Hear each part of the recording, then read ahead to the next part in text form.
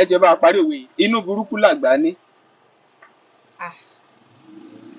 Àgbà yín yánu. Ẹ jẹ́ bá parí òwe yìí. Inú burúkú làgbà ní. Ọmọdé mọ́. Ẹ jẹ́ bá parí òwe yìí. Inú burúkú làgbà ní.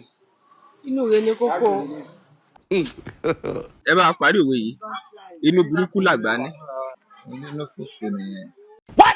Ẹ bá parí òwe yìí. Inú burúkú làgbà ní. Ọ̀rọ̀ burúkú ò ń tẹnu àgbà jáde. Ẹ jẹ́ bá parí òwe yìí. Inú burúkú làgbà ní. Inú burúkú làgbà ní, àgbà kì í lọ́rọ̀ burúkú lẹ́nu. Àlàní Nightingale. Àlàní Nightingale. Àlàní Nightingale. Tẹ́ bá ti wá ṣe ẹ wá lọ sí comment section. Kẹ́ comment kẹ́ wá sọ níbẹ̀ pé ẹ̀yin ni ẹ jẹ́ ọ̀kan lára àwọn tó gba ẹ̀bùn. So ẹ̀bùn 5,000 naira. So ẹ gbà. Ẹ ṣé o. Ẹ kà mọ́. Ó yá kẹ́ ẹ ṣàdúrà. 1, 2, 3, 4, 5. Ó yá dúpẹ́ lọ́wọ́ Àlàní Nightingale. Àlàní Nightingale. Lágbára Ọlọ́run yín máa lòkè o. Iléeṣẹ́ yóò ní jóná o. Àṣà Yorùbá tẹ́ fẹ́ máa gbé lárugẹ náà rere ló máa bọ́ sí fún yín o. Kẹ́ máa gbọ́ àwọn orin wọn. Orin Àlàní Nightingale wọ́n máa ń ṣe orin jáde. Oríṣi orin. So kẹ́ máa gbọ́ kẹ́ follow wọn. Fún ìdí èyí wọ́n ti jẹ ẹ̀bùn 5,000 naira.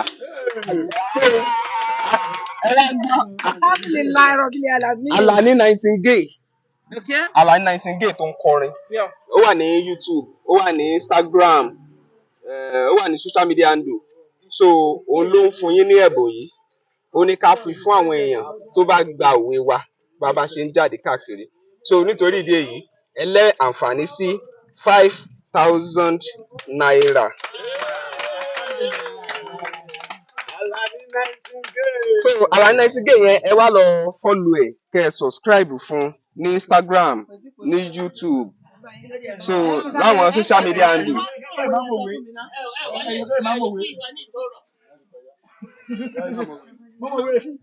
So kẹ́ ẹ subscribe fún Àlàní Nightingale ní YouTube, ní Instagram, ẹ follow ẹ, TikTok, ó wà ní gbogbo social media handle.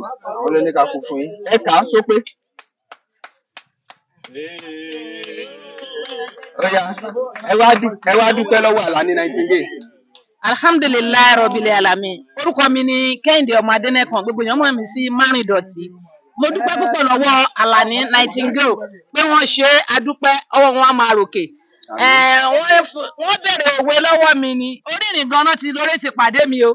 Wọ́n bèrè òwe lọ́wọ́ mi pé ẹjọ́ ẹ bá wa parí òwe yìí, àdẹ̀dáhùn ẹ̀ tó. Àṣírí wọn á máa bo. Ojú kì í tinú alẹ́, ojú òní tì wọ́n. Wọ́n máa rí ṣe, wọ́n máa rí jẹ, wọ́n máa rí mu, wọ́n máa rí ná, wọ́n máa rí lò, wọ́n ṣe púpọ̀ o. Ó lágbára. Ẹ̀gbọ́n táwọn èèyàn sọ nígboro ayé ẹ̀rín àárín tàgìtì wọ́n gbìyànjú tiwọn ṣùgbọ́n ṣe rí pàṣà wa ti ń lọ. Àlàní Nightingale ẹ mà ṣe ń wo tẹ́ ń náwó sáwọn èèyàn. Ṣùgbọ́n lórí ìparí òwe, inú burúkú làgbà ní, kí ni ìparí ẹ̀? Inú burúkú làgbà ní, kí ni ìparí òwe náà? Ìparí òwe ọ̀hún òun ni wípé àgbà kì í ní ọ̀rọ̀ burúkú lẹ́nu. Inú burúkú làgbà ní, àgbà kì í ní ọ̀rọ̀ burúkú lẹ́nu. Òwe lẹ́ṣin ọ̀rọ̀ lẹ́ṣin òwe, bọ́rọ̀ bá sọnù òwe la fi ń wá. Ẹ bá wa parí òwe eléyìí tá a ṣe yìí. Ẹ ti rí ní táwọn èèyàn sọ. Bákan náà ẹ ti rí àwọn tó gbà á. Àlàní Nightingale ní ká fáwọn tó gbà á lẹ́gbẹ̀rún 5 náírà, 5,000 naira wọ́n sì ti gbà á. Èmi tí ń tòótọ́